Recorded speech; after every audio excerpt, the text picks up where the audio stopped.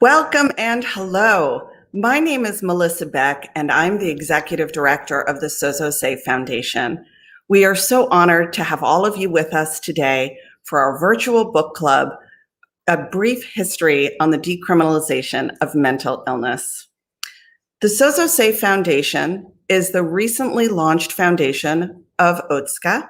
We focus primarily on the decriminalization of mental illness through both our grant making and our convenings and webinars like this one today.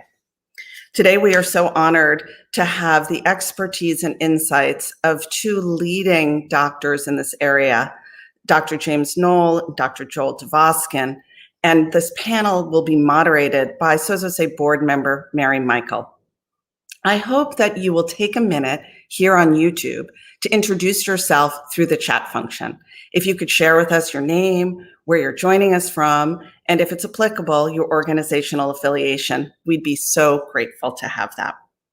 We also hope that you'll tweet about this event and follow us on Twitter at Sozosei Foundation, follow us on LinkedIn, as well as on our new pages on Facebook and Instagram. Of course, if you're eager to learn more about our work, I hope that you will subscribe to our podcast, Mental Illness is Not a Crime, on the typical podcast platforms. With all of that introduction, again, it's an honor and a privilege to have you all with us today, and I'm going to turn it over to Mary. Mary? Thank you, Melissa, and welcome everyone. And thank you so much for joining this very important conversation with two very well-known experts in the decriminalization of mental illness space.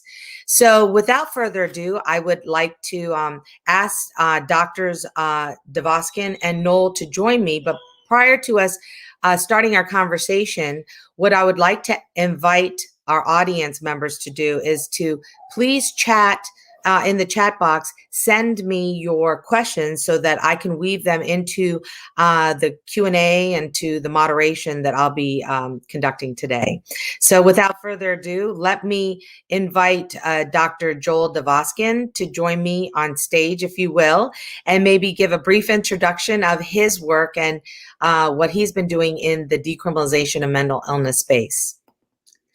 Hi, Mary. Thank you. My name is Joel Devoskin. I'm a psychologist. I live in Tucson, Arizona, where I'm on the faculty at the University of Arizona College of Medicine.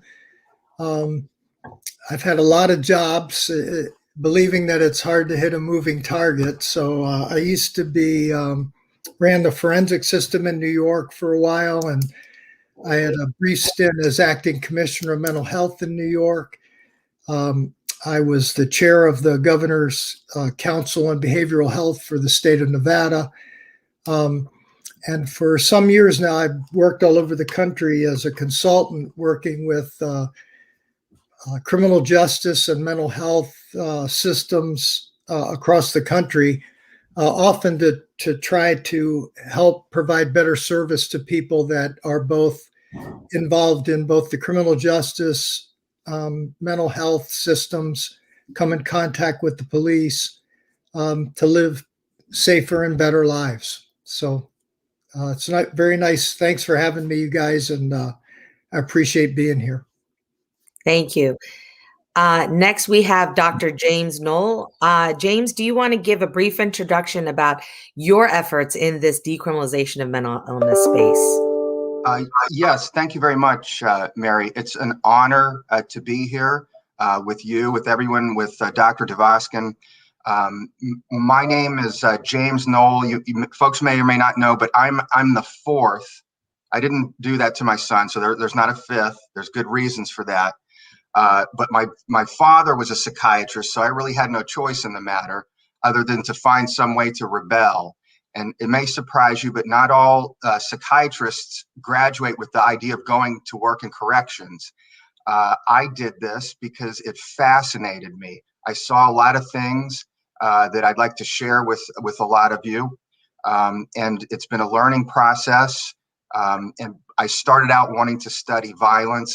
I ended up learning much, much more about human tragedy.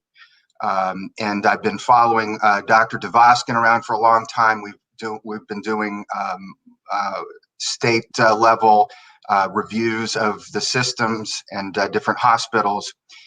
I've been the psychiatric director for the entire New Hampshire state prison system a number of years ago. Now I work for Central New York Psychiatric Center, which is a secure forensic hospital in upstate New York, where I'm heavily involved in these issues from an administrative and policy angle. And so, again, it's an honor to be here with all of you. Thank you so much, James. So why don't we kick this off? You both wrote a wonderful, comprehensive history of mental health in the criminal justice system in the chapter. And really, jails and prisons have become, to some degree, the largest system for diagnosis and treatment of mental illness in the United States. So can you briefly, from your perspectives, tell us, how did we get here? Why don't you start, James? Sure. Well, it's been a long and winding road that has partly to do with retrofitting systems for things that they weren't intended to be fit for, and a long-standing development of our understanding of the importance of the mind and mental illness. But the gist was, back there were these things called gals, or there were boats, that were jails. They would put that's where the term ship of fools comes into play. We've always othered folks with serious mental illness because we don't have a good understanding or the ability to get together and provide resources and help them. And so they've been through various stages over the many decades and millennia. And what happened was then prior to the 60s and 70s and 50s, really, we had ended up becoming slightly more enlightened, but the fact of the matter was we were warehousing people inappropriately in large numbers. And then a major milestone hit, which was roughly called deinstitutionalization. It was as a result of a lot of different factors: economic, legislative. Some say, the advent of psychotropic medications also helped this. And the idea was a noble one, to no longer warehouse people, to integrate people into the community so they could live fuller lives. The problem is the resources in the community never quite materialized. But so to shift fast forward to the present day, what we have now is, 25% of persons in corrections on the mental health caseload, which is pretty astounding. And for women, it's almost double that. So that I learned a long time ago, anytime you're confused about the reasons for anything, you start by looking at money. And a lot of things happened at the same time that we talk about in the article. But one of them was that it became a lot more expensive to house people in psychiatric hospitals, a lot more. And it's still really expensive. Now, that could have been a good thing. As James said, it was a pretty noble idea to try to move people's lives back to the communities, the places where they live, where their jobs are, where their families are. But the money got stolen. So instead of money that was freed up by the closure of large psychiatric hospitals, which people talk about them, mainly people who've never worked in one, romantically as, gosh, wouldn't it be wonderful if you were okay? They weren't great places, especially during those times. People's lives were taken away from them. So you'd go to the hospital, it maybe forever. A lot of people went and never came back to their families or their homes, and they kind of got forgotten about. So if any of you saw the suitcase project that Darby Penny and her colleagues put together, it was heartbreaking to see what happened to people who had lives, went to the hospital, and never again were free or able to live the kind of rich lives that most of us, up until COVID, took for granted.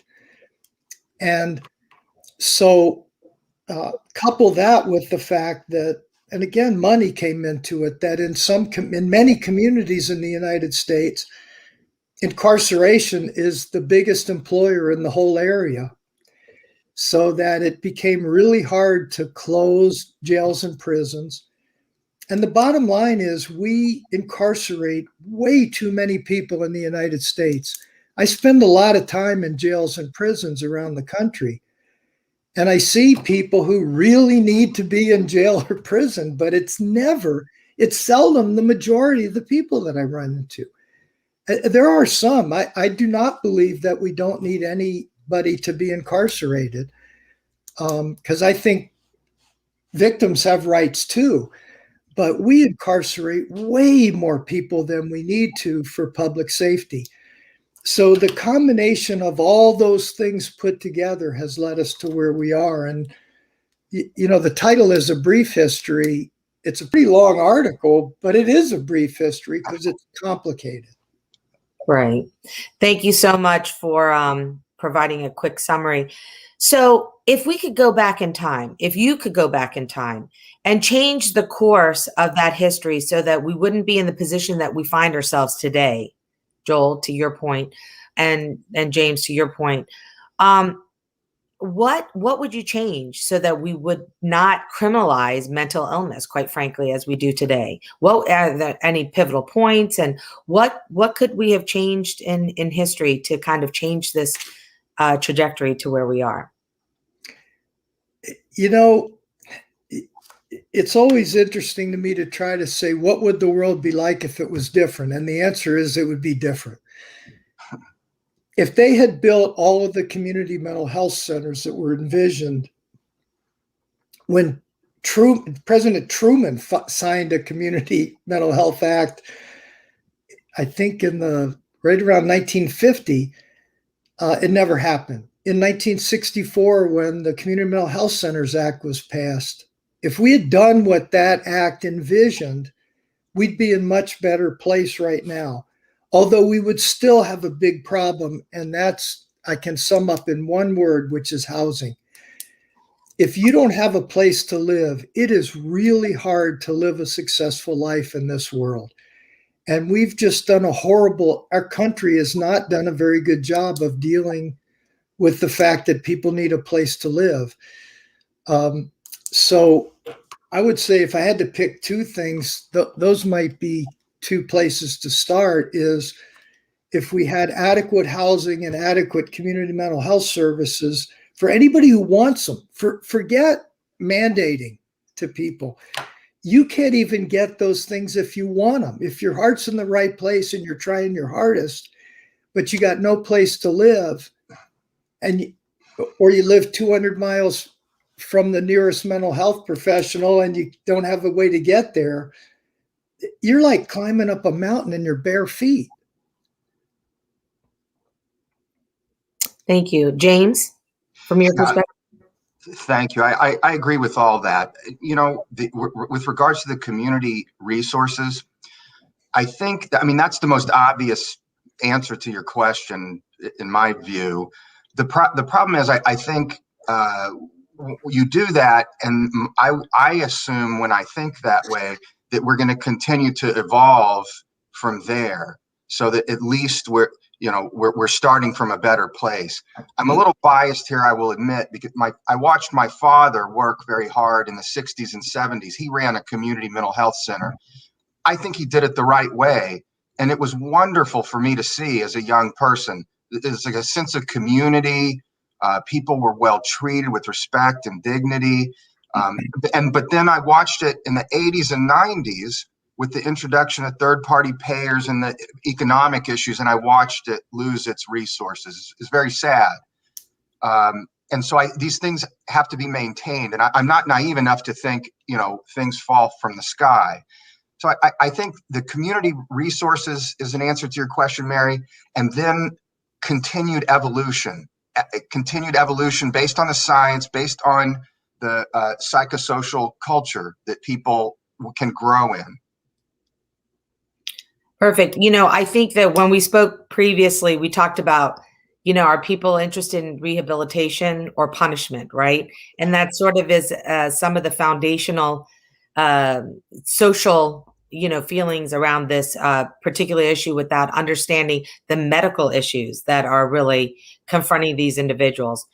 So, you in your article, or in your chapter, I should say, you review the longstanding tensions in the desire to maximize the individual autonomy, right, and civil rights, and the interest of protecting those individuals who may lack self-awareness, quite frankly, of their illness at certain points. It might not be continual, but at certain points they may.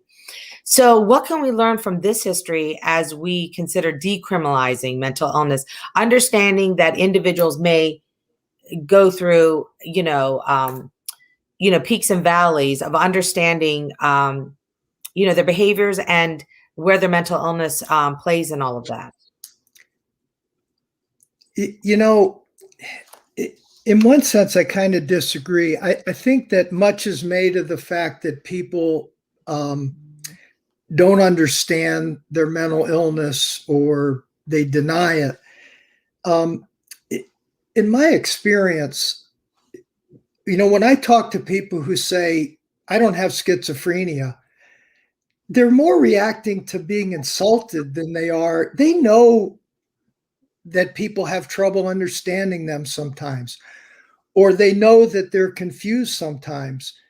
But in my training, I was taught to tell people what's wrong with them. That's not a great way to start a conversation. If you were trying to meet a new friend, you wouldn't start by saying, you know what your problem is?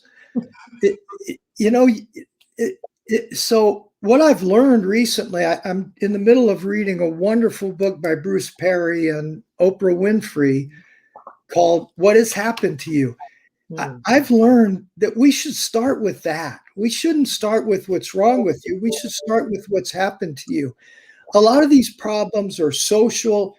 In my opinion, a lot of people who have lost their freedom because they were diagnosed with a mental illness actually were responding in pretty understandable ways to really severe trauma that would knock anybody off their pins. So I think there's been a lot of talk about, we should be forcing people into treatment. it's always been my opinion that we should make sure we have treatment for people who want it that's user-friendly and timely before we start mandating stuff. Because I don't like making treatment the enemy of the person who I'm trying to treat. I would like them to feel like this is something that helps them live a better life. And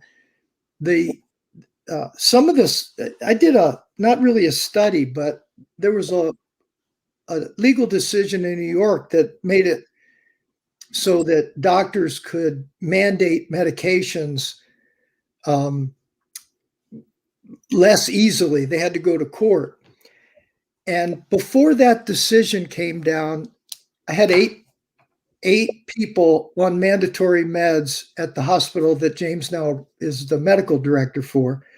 After the decision, I checked and there were still 8.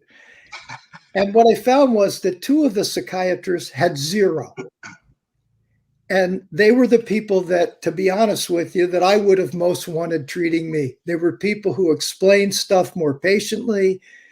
They had a better relationship to their patients or their clients.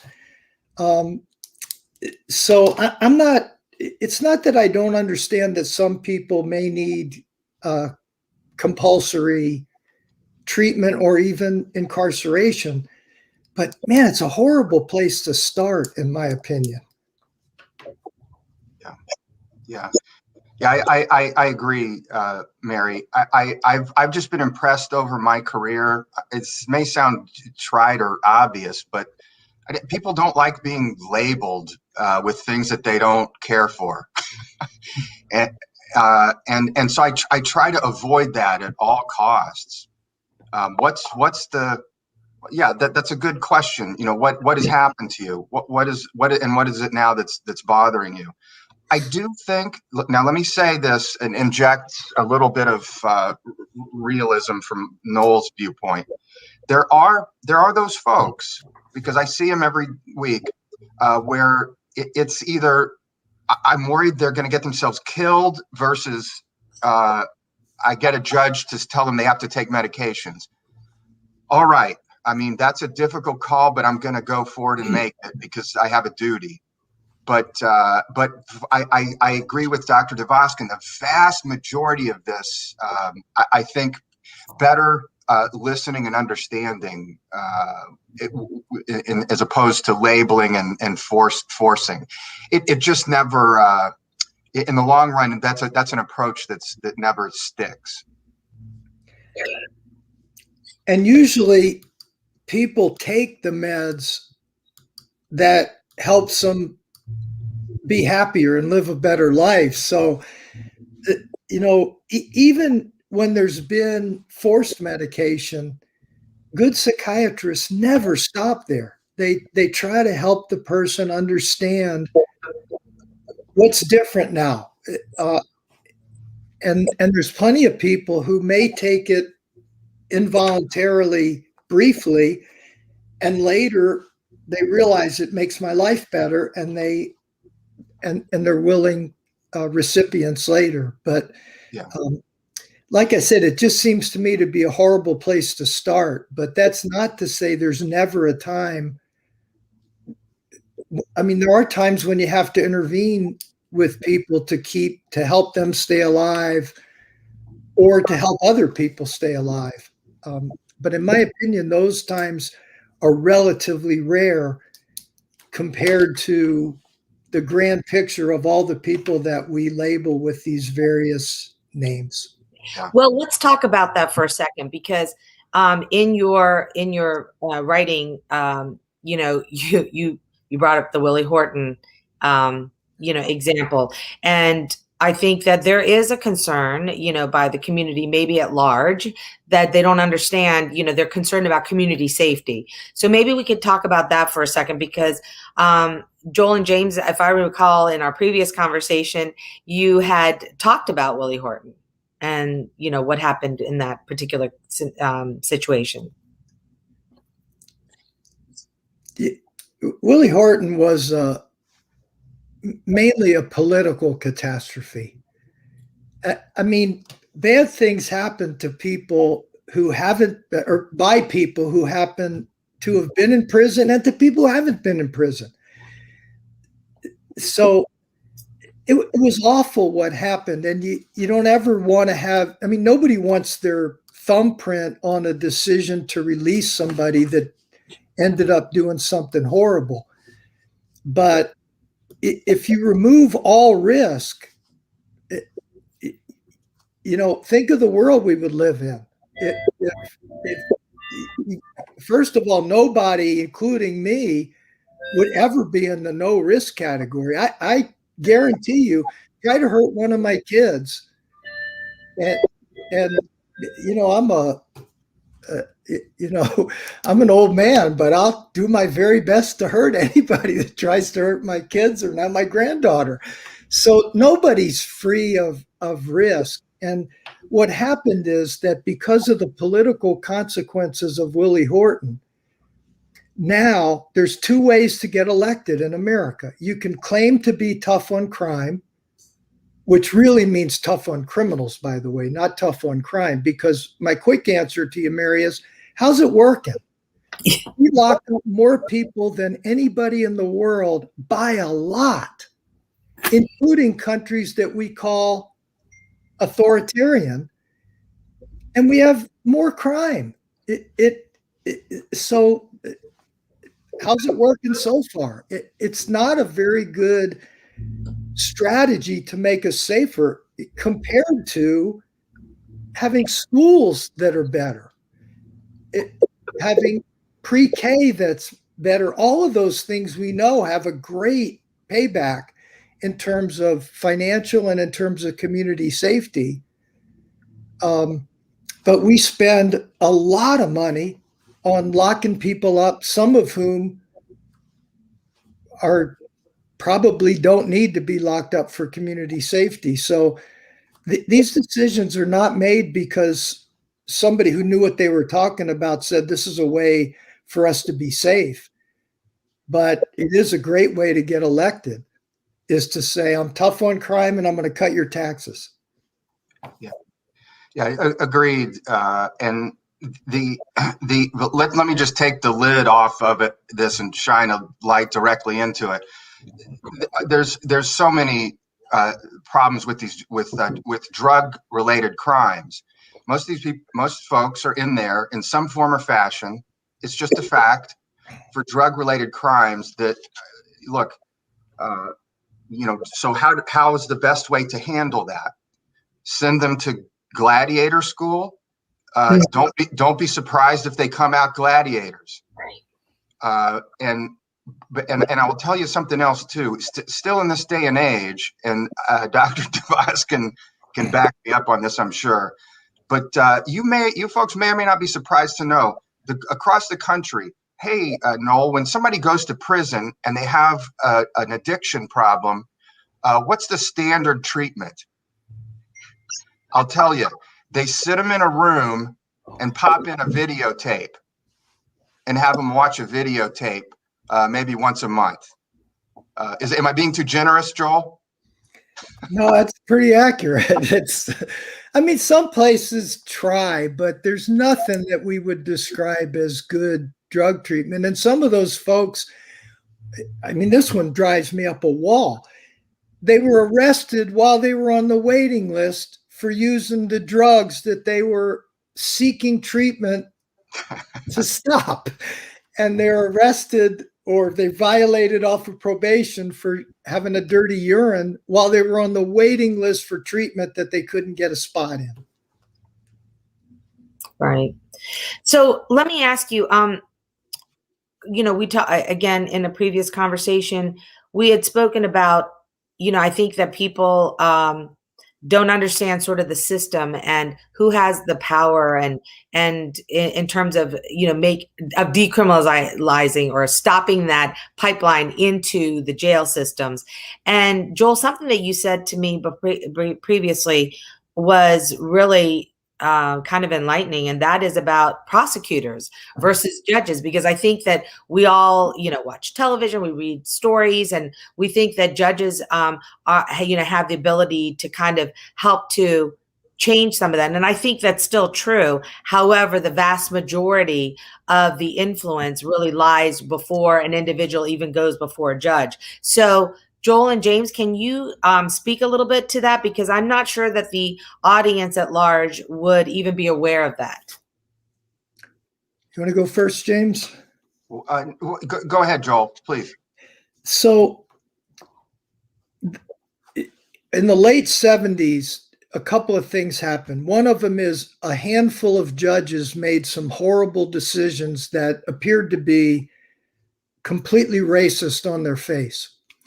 But they did it in the light of day. It was on the front page of the newspaper, right? But as a result of that, both conservative and liberal advocates said, well, we can't leave this up to the judge's discretion anymore. So discretion got moved from judges who were exercising discretion in the light of day to prosecutors who were doing it in plea deals that took place out of the public eye.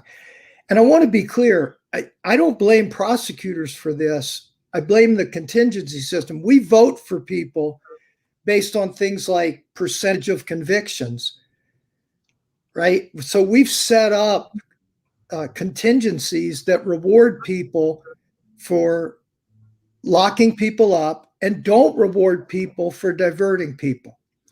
So I'm not picking on prosecutors, but I do believe that they have more power than any other player in the criminal justice system now, because if they get me to plead for a crime, that determines the sentence, and there's not much that a judge can do about it, even if it seems excessive or unfair. So I would very much prefer to see discretion returned to judges where the public can scrutinize the decisions that they make personally. Luckily, where I live in Pima County, we just elected a new county attorney who I think gets it and who is off to a great start in trying to be more reasonable about who needs to be locked up and who doesn't. And God bless her. I'm really rooting for her. But typically in the United States, you don't get elected to be a district attorney or a county attorney by saying, well, I'm not going to lock as many people up. You get elected by saying, I'm tougher on crime than my opponent is. Yeah, and moving forward then too, this makes me think, opportunities for improvement and intervention, and we've worked ourselves into a situation over time where it's going to have to be multimodal. So yes, prosecutorial, issue, court diversion, but even beginning in the community, I think, how I think we need to focus on all of our gatekeepers, our helpers at every stage. So there's gatekeepers in the community, community leaders and community response teams, community mental health resources. Then you've got the police that we can talk about if folks want to. Then there's the jail, and at each of these levels, it represents an opportunity to steer things back in a more healthy direction. And then finally, as we've been talking about in corrections, you can't avoid it. We're still going to have to improve mental health treatment massively, and think about how much do we want to tilt retribution versus rehabilitation? How much do we want to do that? And what, how, as Dr. Dvoskin said, how's retribution been working out for us? Now it's made us #1 in the world in incarcerations. That's what it's done for us. And crime. I wrote in the article, I know you're not supposed to do this, but I quoted myself, or we quoted me, but I said, if the criminal justice system were a boxing match, there would be an investigation because it looks like we're trying to lose. We do things that make people worse instead of better. And it's illogical and self-defeating. Yeah. So Joel, you started out by talking about women, right? And about how the criminal justice system has really, we have some issues when it comes to women being incarcerated. However, I want to just talk broadly, and I want to talk about the role of racism as it, plays in the history of the of criminalization of mental illness. And you sort of alluded to that a little bit earlier, but I want to go deeper into that topic and subject because I think that's a topic that so many of our fellow citizens in this country are very concerned about. And I just want to make sure that there's an appreciation specific to the criminalization from a racist, within the racist, confines. So if you could just start talking about that, that would be great. Well, we've spent a lot of time talking with our co-author, Molly Silva, about this issue. And the role of sexism and racism and sort of other kinds of isms play into this, that we otherize people a lot of different ways that makes it easier to harm them without feeling bad. And when you look at the consequences of mass incarceration, what we're doing is putting the children of the person we incarcerate at disadvantage. So when communities of poverty and color, and we lock a lot of people up, we're also taking away the fathers of a lot of kids. Even if they were a good father, if they made a mistake, then we punish those kids by taking away their father. And statistically, we know that raises their chances of going into the juvenile justice system or the adult criminal justice system. For women, it's like the death of common sense. So we put a woman in prison who did one thing wrong, and it's not that I'm against accountability, but she's pregnant and has her baby in the prison. And God bless, some wardens have bent over backwards to try to make it less traumatic for the mother and the child by having nurseries in one of the prisons that James's folks serve. Was one of the first prisons to have a nursery. And some of the women who were bearing babies in the prison that spent their first months in prison, first months of their life in prison, the mother was there for a crime that was committed because of an abusive partner. And I would hear their stories and I would think, oh, you're making this up. And then I would read the police reports, and they were telling the truth. And I'm thinking, what kind of a society would think this is the best we can do? And what's the logic behind doing it this way? And the answer is, well, those are the rules. Well, we made the rules. We can change the rules. And again, my hat is off to the wardens and all the people who work in prisons who have tried so hard to make it a little bit less traumatic. We can do way better. The prevalence of mental illness, quote unquote, mental illness caseload membership in women's prisons is generally about double across the country as it is for men.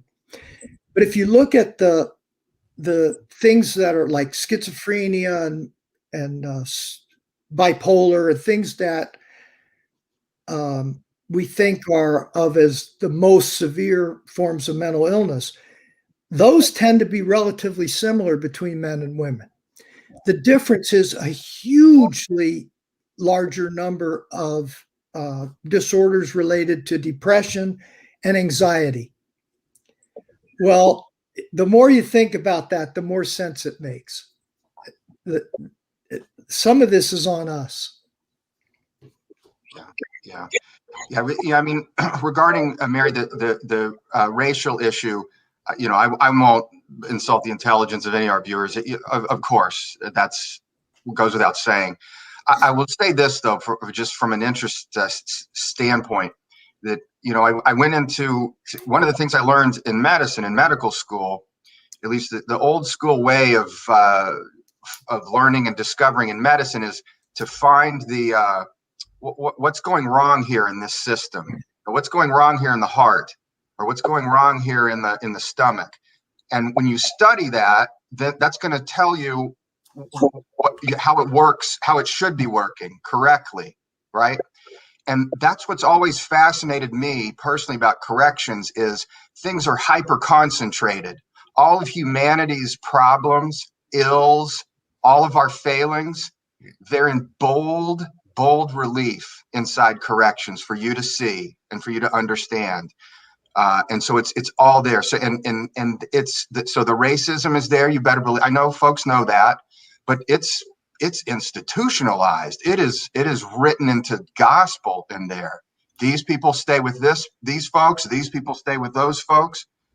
And I would just conclude by saying that regarding the women's issues, it's trauma. A lot of it I've seen is a result of trauma. Trauma-informed care is another evolutionary step, right? That I was talking about. So we're learning. We're pressing forward in the right direction. We just need more oomph. A quick example in the New Hampshire women's prison that I would visit every so often. They had this program where it wasn't just a nursery, but it was set up like a child psychology clinic with one-way mirrors, and they would bring students in, and they would literally teach the women how to properly interact with their children and et cetera. And I mean, what an opportunity, what a golden research teaching opportunity. And I will tell you, it was treated as kind of an odd sideshow, an odd, unusual sideshow. I wouldn't be surprised if it was disbanded at this point in time. Do you know if any data came out of that, any publications, and why that hasn't been maybe studied broader by other criminal justice systems? I don't, Mary, but that's when I first walked in there, and this was a long time ago, and they explained this to me. That was my exact, I probably uttered those exact words that I was like, what? Why isn't this nationwide? Part of the problem is it's a hard thing to study.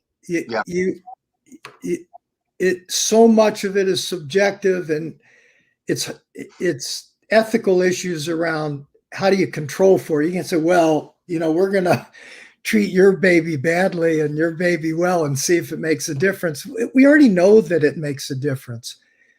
I think the reason it should be publicized, you don't need data. You just need models of say that there is a better way to do this, and it's not that hard. So let me ask you something. Are there actually criminogenic factors, if that's a word, that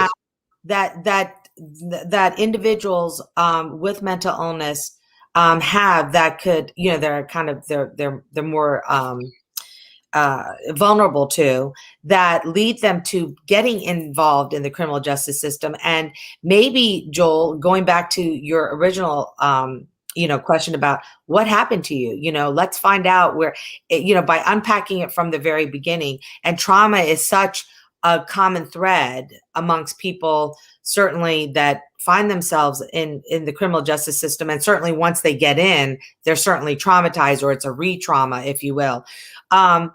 Let me ask you, what are those criminogenic factors, and are there more vulnerable populations within mental health, within the mental ill community that we need to be aware of? So the factors that account for criminal behavior among people with mental illness, for the most part, are pretty similar to the criminogenic factors that lead other people into crime or violent crime.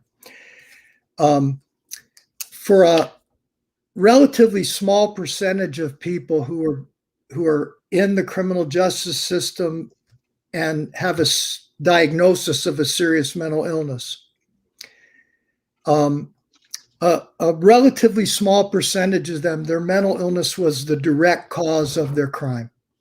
Symptoms led to the crime itself. For those people, treatment is likely to have, just psychiatric treatment is likely to have a huge positive effect. For the rest of the folks who happen to have committed a crime or been convicted of committing a crime or accused, and also have a diagnosis of a mental illness, if all you do is provide them treatment, you're not going to get good criminal justice outcomes. And for anybody's interested in this, the work of Jennifer Skeen and her colleagues is just outstanding on this, that you have to pay attention to the criminogenic factors. But we should be doing that for everybody. I mean, I really believe in a correction system. I don't believe in a punitive system. Punishment doesn't fix people. And in America, if you say they need to be held accountable, that's code for they need to be punished. Instead of we need to help them do better in the future, we need to fix what's wrong. So, if you want to see it broken down, the work of, Andrews and Bonta and Paul Gendreau and Bob Morgan, there's plenty of people who write about intervening to make criminogenic variables less cogent. If I could just add one other thing, is when people are locked up and receiving inadequate mental health treatment, it also affects their ability to participate. Some prisons actually have good programs, but if you're confused or so angry that you can't participate, it interferes with your ability to profit from those programs, even in jails and prisons that have them. That reminds me, Joel, to say, I just wanted to mention this before I forget, that a lot of folks who have been caught up in the system with serious mental illness, they get preyed upon, and it's tragic, and I've seen it happen over and over and over again. The other thing that this particular question reminds me of, Mary, is corrections. I've been reading about this for 10, 20, 30 years. These were institutions that were never developed to treat or even house folks with serious mental illness. So they've really had to scramble at best. But the type of thinking remains. Remember, it's kind of a paramilitary organization, and paramilitary organizations think in black and white terms. They kind of have to. And so I see this dichotomy. Like I go around trying. A lot of what I do is going around inoculating and preventing dichotomous thinking. So people want to. This often comes up in mental with the subject of mental illness and corrections. Are they mad or are they bad?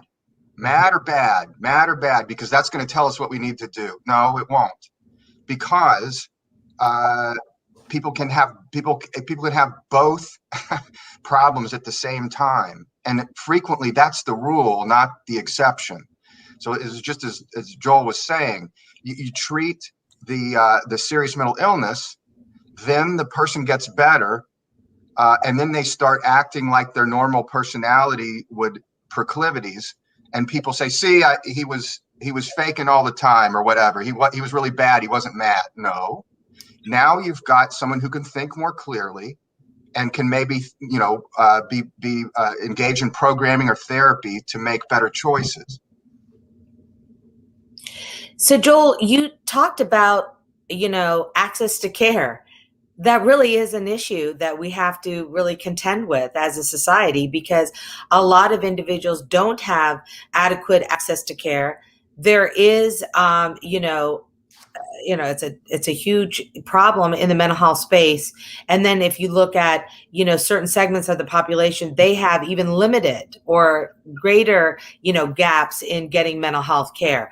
So, can you talk a little bit about what the ideal solution might be in terms of solving for some of those, areas? Because if we want to stop that pipeline, to jail, as I think Dr. Altha Stewart has coined it, we really have to kind of intervene way earlier on and provide access to care. And then I want to just kind of pack this up a little bit and talk about social determinants of health. And, you know, Joel, you talked about housing being a huge, modifiable risk factor, if you will, to get that, into that pipeline. So can you talk a little bit about that? Because I want to start talking more about solutions and about how we can really impact the criminal justice system, or let's say pre-criminal justice system, and impact it in the medical way that we really should, from a societal standpoint. Well, I'll let James talk about the medical part, but I would say that poverty is really bad for you in every way. And I'm not talking about I can't buy a new iPhone. I'm talking about I have to choose between feeding my family or buying them medication. I'm talking about the fact that there's people especially in communities of poverty and rural communities, who just don't have access to things that other people take for granted. And, we just went through a horribly tragic time. 600,000 of our friends and family and neighbors have died in the last year and a half. And it's painful to try to think of what good came out of it. Well, one thing that did is we are now much more comfortable, as we're seeing today, with doing things virtually, and it would be much cheaper for a nurse in a rural community where there's no doctor for 100 miles to get a slightly better computer with a camera so that people can see a doctor without moving, without traveling 100 miles when they're sick. So, I mean, that may help, but ultimately, I hate to be a broken record, but it's about money. A lot of people in America don't like the way their tax dollars are being spent. And the solution that they're offered is, we'll pay less. And I think a lot of people don't mind paying. They just want to make sure the money's being used intelligently. So when we spend more money on prisons than we do on education, which is true in some parts of America, I don't know what planet that makes sense on, but it's not Earth. It just doesn't, it's illogical. So it's a great question, and it certainly has racial overtones. But it's not just, if you look at tribal communities, where they don't have access to money, they don't have access to internet, they don't have access to physicians or nurses in adequate numbers. If you look at rural America, especially parts of Appalachia, where poverty it's like carrying an elephant around on your back, and it wears people out. So, we could do a lot better. And just the last thing I'll say to that is, if you look back over the last few decades, the public mental health system has been choked to death with budget cuts from Republican and Democratic administrations. And so as a result, if you're having a crisis in many parts of America, all you can do is call the police. And you want to talk about trauma, try being a police officer for a week. All they hear about is people's tragedies, is people's traumas, or really bad things that happen to people. Nobody calls the police to say, my kid just got an A in chemistry. That's never happened since the beginning of time. So So we should have crisis services that are timely and competent and pay those people enough that they want to keep doing it. It's not complicated, but it's hard. Yeah. You know, Mary, I'm reminded about 20 or so years ago, we began to become aware of a major problem with hepatitis C in corrections, and it still, of course, is a serious, significant problem. But back then, the corrections were grappling with how the heck to deal with this, because the treatment costs a pretty penny for hepatitis C.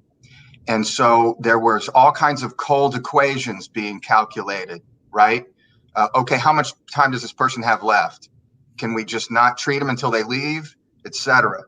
And that's when it hit me that these places, in some sense, it's like that closet, you know, the one in your hallway that you keep stuffing things in, and you keep stuffing things in, and it's getting overcrowded. And then one day you go in to get your umbrella out, and everything falls out of it when you open the door. That's happening every day with corrections. They're catches. They're of not just human misery, but all this other medical, psychological, social pathology, and it's foolish not to focus on it and do something about it. And so I'm going to make this one plug. Here's an idea for budding philanthropists.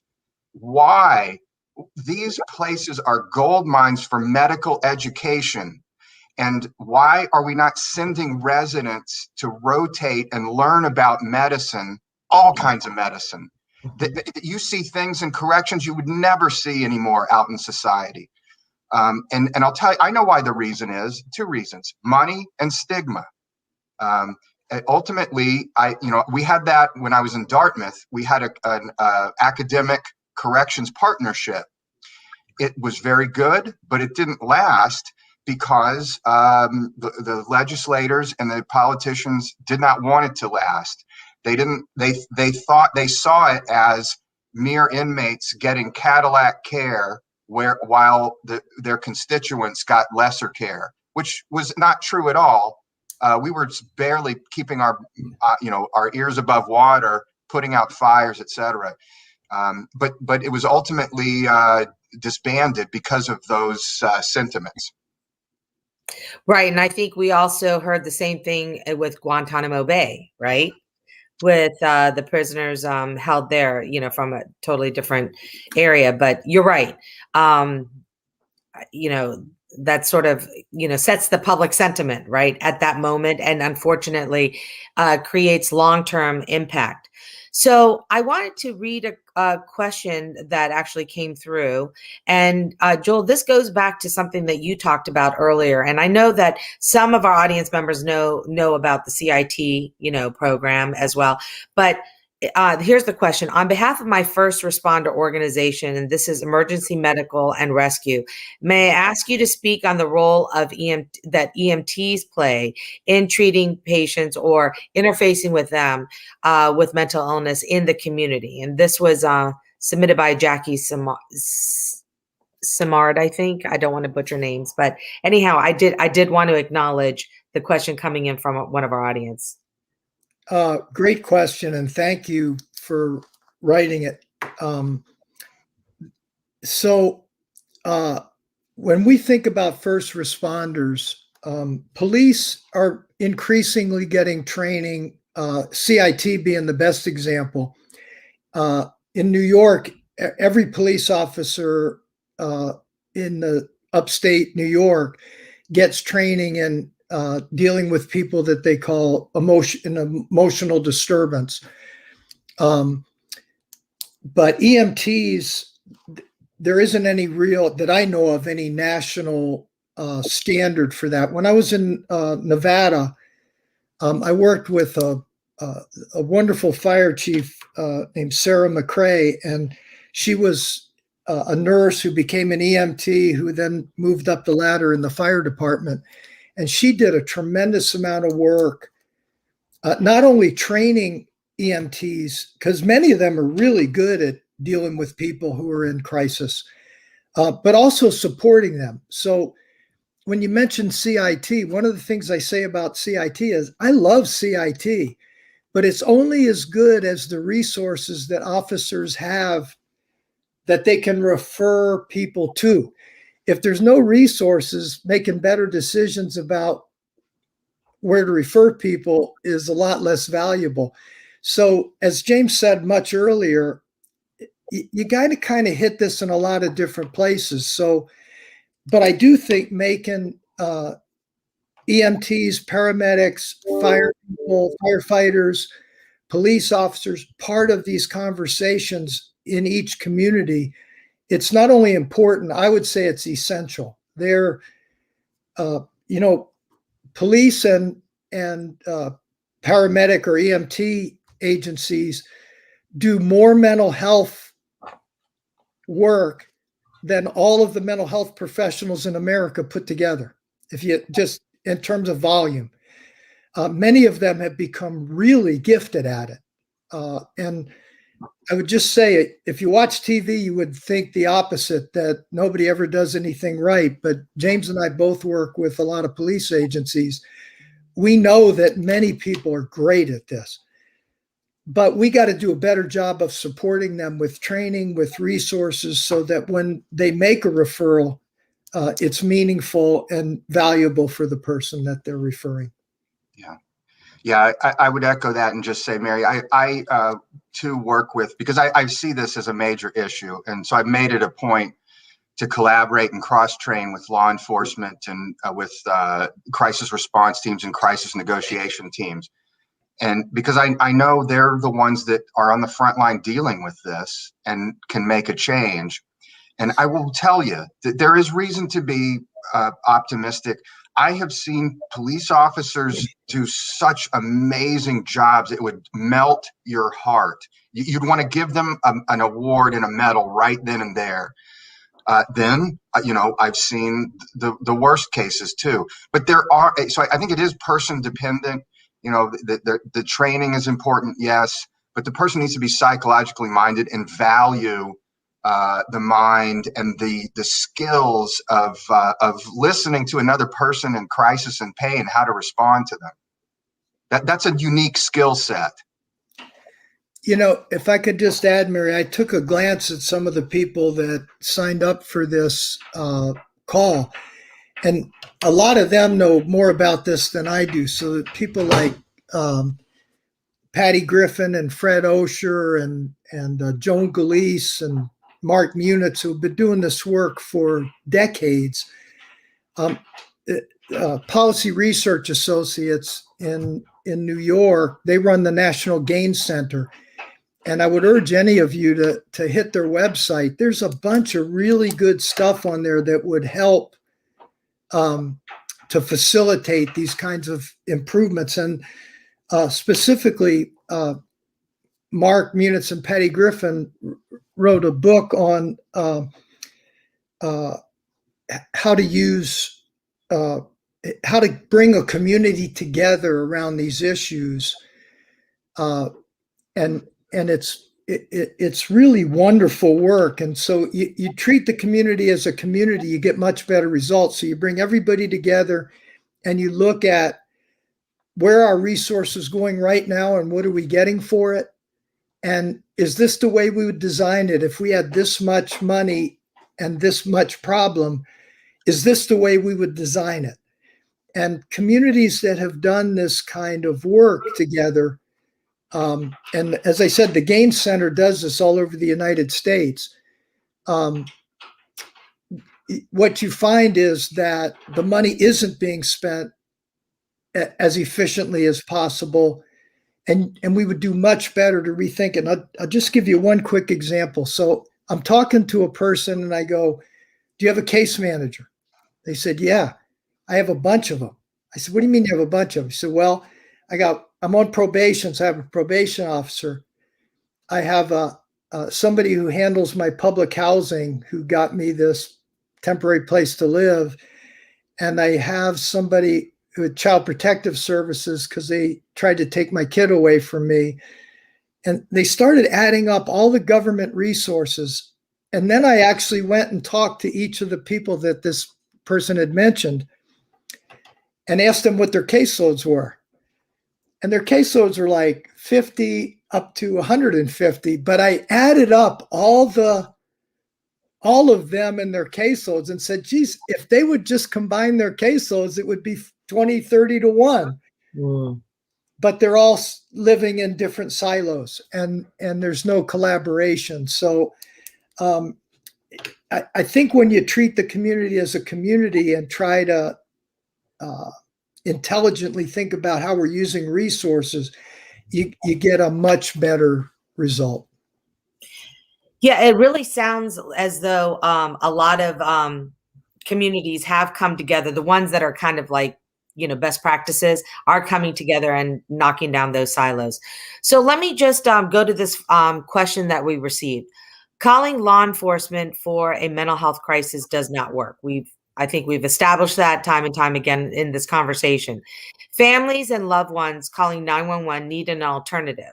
Do you think the rollout of the 988 number, which will be, I think, rolled out in the next year or so, have an impact here? And if so, how? And what are some of the pitfalls that people rolling out the 988 number need to keep in mind so that we don't create yet another faulty system? Go ahead, James. Thank you. Yeah, I do think that this is a step in the right direction. My one, caveat would be that that I think we need to pay attention and be mindful not to silo ourselves too much, so that the mental health folks silo themselves from law enforcement too much. Well, that's your job. No, that's your job. And it's a recipe for disaster. So you want to maintain the open collaboration and communication. But the point is well taken. We've seen that over and over again. The police, Dr. Dvoskin and I gave a lecture about this not too long ago. Our society currently, it's appropriately, this is the way I choose to see it, our society is appropriately questioning the role of law enforcement in today's society. Good, because it's going to be improved. And so I'm on this case. I can talk just a little bit about it, but it's going to be, I think they're making it into a movie called The Killing of Kenneth Chamberlain. But the nightmare scenario is this guy had a serious mental illness. His medical life alert went off accidentally, apparently, in the middle of the night. And he was confused. He was symptomatic. Long story short, the police end up shooting him dead. And, of course, what he needed was mental health care. So, if somebody is in need of mental health care, a mental health team should respond. But I think they need to know, we've got it, as the famous psychoanalyst Clint Eastwood said, we've all got to know our limitations. And so I think the mental health team needs to know where their limitations are. Law enforcement needs to know where their limitations are and collaborate effectively. So my one concern, I guess, would be that we don't silo too much. We need to have good teamwork. I agree with James, but so 988 is a great idea, and it's a big step in the right direction. Its limitation is going to be the same as what I said for CIT. If you have a number to call and they don't have any help to offer you or any place to send you, so we're still going to need better or mental health and housing services. But having one place to call is a great first step. And I actually think it'll help to clarify where our shortfalls are, because there's going to be a lot of calls that people are not going to know what to do with them. But it's a great step in the right direction. But I do think, community mental health agencies, they need help. They need, they need more money. They also need more direction in terms of, I personally like the systems where you can't say no to anybody, but what you do for them varies based on the person's needs. So nobody gets turned down because they don't have insurance. Nobody gets turned down because they don't meet a certain criterion. But what they get depends on their situation. And if everybody got all the help they need, but only the help they needed, our system would be much more efficient. So, but I'm a big fan of 988, but with that caveat and the one James said already, it's not going to be a panacea, certainly. And I don't think anybody thinks that it is. Right. And, this kind of inspires me to think about just mental health in general, that we keep as a society, we don't treat it like a medical condition, which really it is. Any other person that, has a medical emergency is triaged to the right medical care, which brings me to the next question that we received from the audience, which is, why aren't psychiatrists advocating to have their patient population placed under the medical healthcare system, removing law enforcement, judges, and attorneys from treatment protocols and decisions? Well, as the alleged psychiatrist in the group, I'll try to answer this. The reason is, now, advocating, yes, we need to do more advocating. The trouble is where the rubber meets the road here. We're still subject to the law. We're all subject to the rule of law, right? And so we can't to create our own. And would you want to really? Would you want to create a set of medical laws, a new medical law system? Thomas Zaz, Joel, is turning over in his grave. and so it's not, I understand the sentiment behind that, and I agree with it. I agree with the sentiment. We need to, I read that as we need to take more leadership and do a better job of advocating for the patient population and for mental health. I guess to cut to the chase, though, we're sort of subject to the laws of the land. So, for example, there are statutory laws about when and how someone can be treated, involuntarily detained in a hospital, et cetera. And all these things, it would be, to coin a much used phrase, it would be like disinventing the wheel. It's already all configured. But I mean, laws can be changed. The question is, would you want to? And I mean, I'm a big believer in autonomy and human rights, and no group of people, psychologists, psychiatrists, judges, law enforcement, prosecutors, defense attorneys, name me any group of people that has willingly given away their ability to order other people to do things. Power's dangerous. And so having a system where you get to appeal, if your psychiatrist thinks you need to be locked up and you disagree, I think you should be able to have your day in court and to present your side of it and why you don't think so. I think a better way to think about that question is there a better system for deciding what happens to people where they do get to have as much autonomy as possible? I think, again, a lot of it now depends on individual judges and who the players are. I mean, some judges are great at this. They really make sure the person gets heard. But as Michael Perlin has written many articles about, we don't give people who are subject to civil commitment very good representation by lawyers. The lawyers don't get paid very much money. They have too many cases to do. So it's, I guess you could say, it's not a fair fight. Yeah. And I think it's in everybody's interest to minimize the amount of coercion that we use. When you coerce somebody into treatment, they're going to have a worse opinion of treatment than if they were able to voluntarily get into user-friendly treatment that was pleasant. So let me give you one example. in New York and many places around the country, there are programs where if you're suicidal, instead of getting locked up in a hospital, which often makes people feel worse than they did before, that somebody gets sent to them as a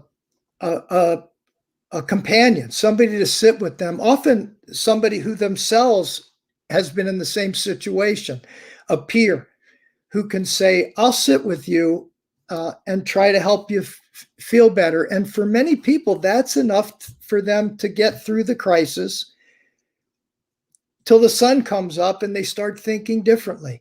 So having as many options as possible that are reasonable and feasible will reduce the expenditure on hospitalization, which is very expensive, and give people a better experience of getting through a suicidal crisis without dying. So we have another question. Thank you very much for answering that. So this is not in your chapter of the book, but the risk assessment chapter was troubling because it did not seem to mention the proven racist outcomes of the use of risk assessments in the criminal justice context. Can you speak a little bit about that? I know it's not, directly related to what you, provided in terms of your brief history, but just some commentary. And then a follow on to that, I don't want to overlook, is that you actually present some seemingly achievable solutions to where we find ourselves these days. And I know that you've spoken to some of those potential solutions, but can you expound upon some of those as well? Well, let me take the first part, if I may. The Council on State Governments has just devoted a whole bunch of time and energy and money into this exact question of looking at risk assessment instruments. Sarah Demaray, who's now at the Policy Research Associates in Albany, New York, kind of led the effort to look at how do you judge whether or not sorry, but I need to distinguish between equality and equity. They're two different things. So if you have a race-blind system that treats everybody the same, that seems to serve equality. It doesn't necessarily serve equity. So it's a lot harder than you think it is to come up with a system of risk assessment that is equitable for people based on their life circumstances. So just to take an easy example, a kid who's arrested for fleeing a law enforcement officer who's an African-American teenager and has been watching television for the last 6 months, I'm going to understand that behavior very differently than I would somebody like me who ran away from the police. So figuring out a way how to do risk assessment that is efficient enough to use for large numbers of people. And we incarcerate like 2 million people are locked up in the United States. The numbers are vast. So it needs to be a system that's efficient, but also fair and seeks equity as opposed to equality. So the question's a great one. The Council of State Governments is one quick place to look. They've been really doing a great job of trying to address that question. I don't think they would tell you they have it nailed, but they're working as hard as they can to do a good job of it. So, James, I'll let you take the rest of that one. Yeah, thank you. I agree with all that. And Mary, I would also just say, kind of generally from the 10,000-foot viewpoint, risk. I mean, I know that there's an excellent question, and the person didn't specify what kind of risk assessment. This is something that Joel and I deal in all the time. Performing various risk assessments with measures. But I think people need to keep these instruments in perspective. They're not gold standard litmus tests. They're not chemistry blood work. There should be structured professional judgment that's based on the evidence-based literature. But even with that, you need to know its limitations. And so I felt compelled to say, don't view these things as always gospel, because they have their problems. Sure. So let's talk. Well, okay, let's look at this next question before we go back to the solutions question. 11 states have not expanded Medicaid, even though federal money is available. How do you fix this? I know we don't have like 3 hours or 3 days. Well, start by voting. I have the logic behind refusing Medicaid expansion has always boggled my mind. Why would you say to the federal government, no, keep more of our money, not less? I don't even know what the logic behind that is.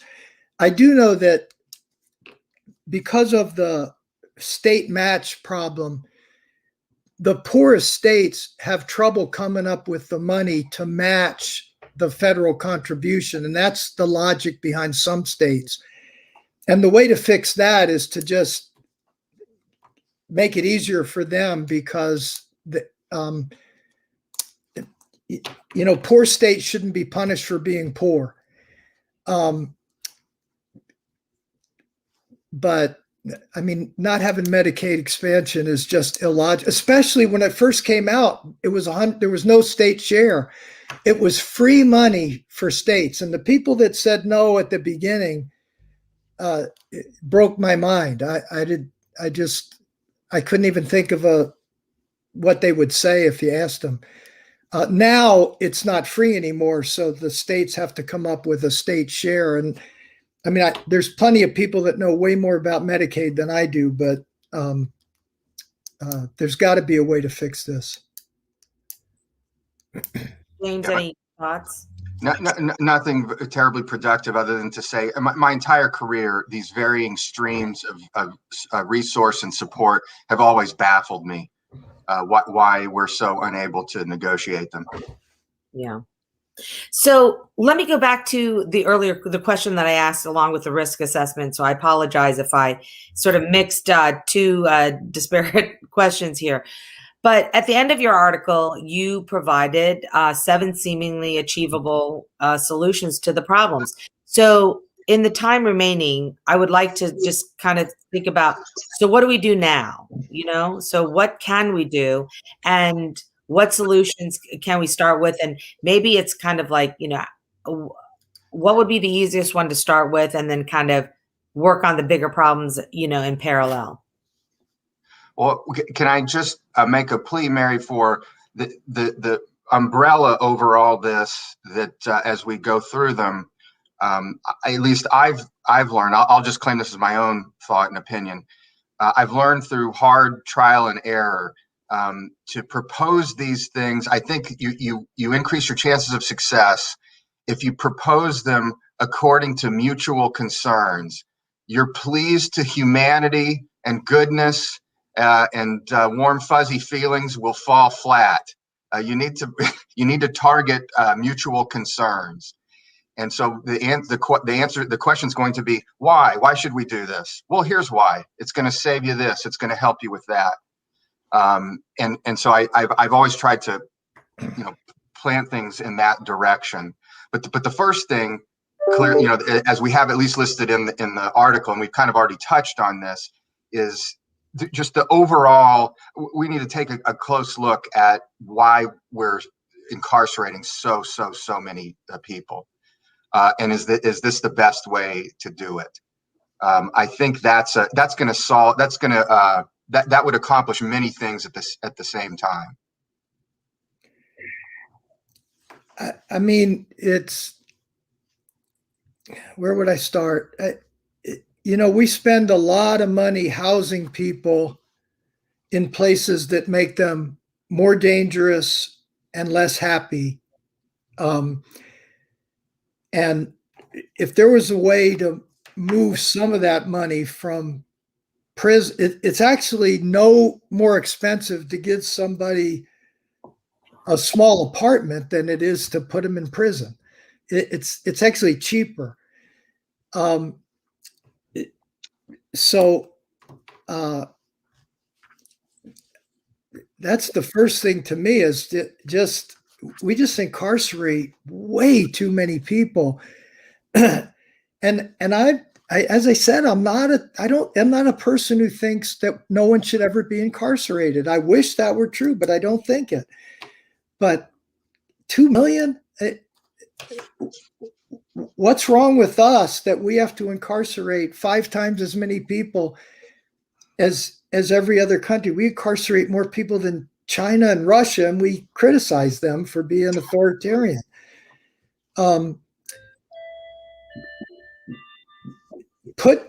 Reserve it for people who are truly pose a risk to public safety.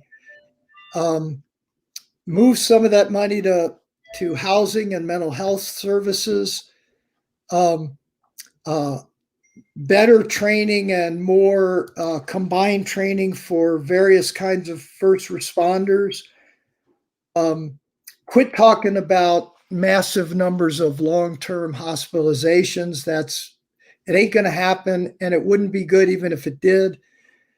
One of the cheapest things is to fund some of these inexpensive alternatives to hospitalization for people whose only danger is to themselves. I think there's one called Parachute or Project Parachute in New York City. They're all over the country, but they're just little islands of excellence, and they haven't really been reproduced on a massive basis, but they work. They keep people alive at lower cost, allow peers, people who have been through this system themselves, to play a more active and authorized role in helping people through this.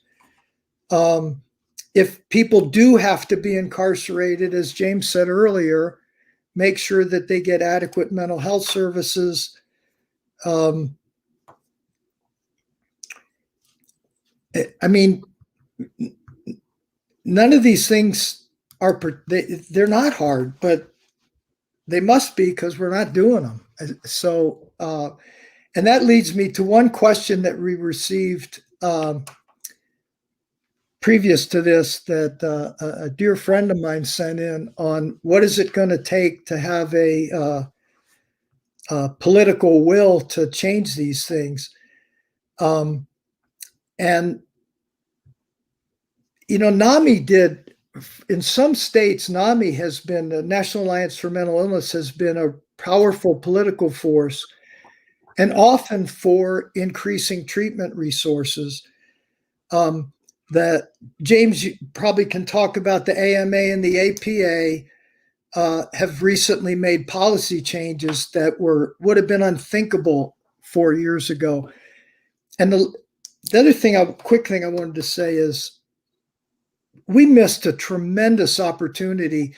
COVID could have been an opportunity to let a whole bunch of people go. And the moment has passed, and it breaks my heart. Honestly, you could let a third of those people out tomorrow with no increase in crime, if you used a little bit of intelligence in picking the ones you let go. Yeah. So James, final thoughts, because we are running out of time and Melissa's going to come back on, but I wanted to give you some time.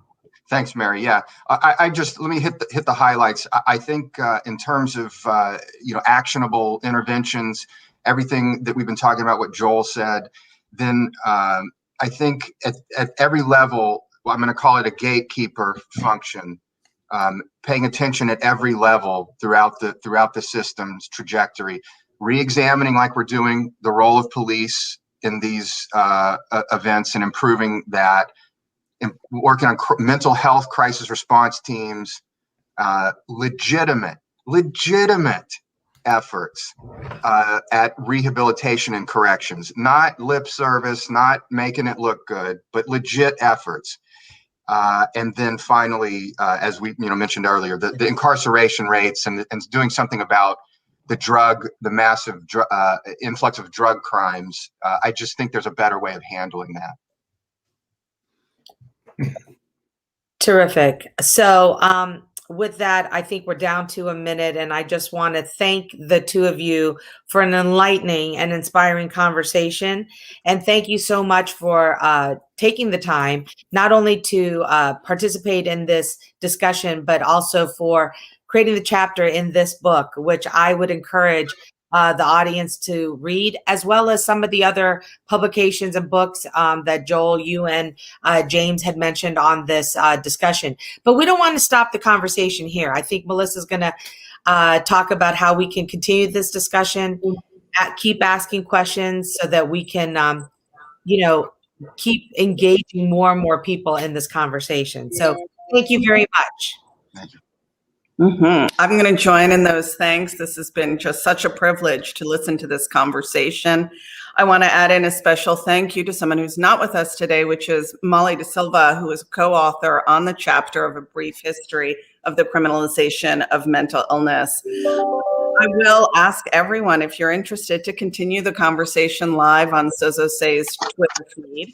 I also ask that you follow us on all of our social channels. Be sure to save the date for the next Sozosei Summit on this very topic of the decriminalization of mental illness, December 13 through 15, 2021 in Philadelphia. You can also, of course, subscribe to our podcast and our newsletter. We are really interested in continuing this conversation. Our work as grant makers and conveners is done best with the input of everyone who is on this call, all the speakers, and of course, the wonderful members of our board of directors. Thank you again. Everyone have a pleasant weekend. Stay well, stay safe. Thank you.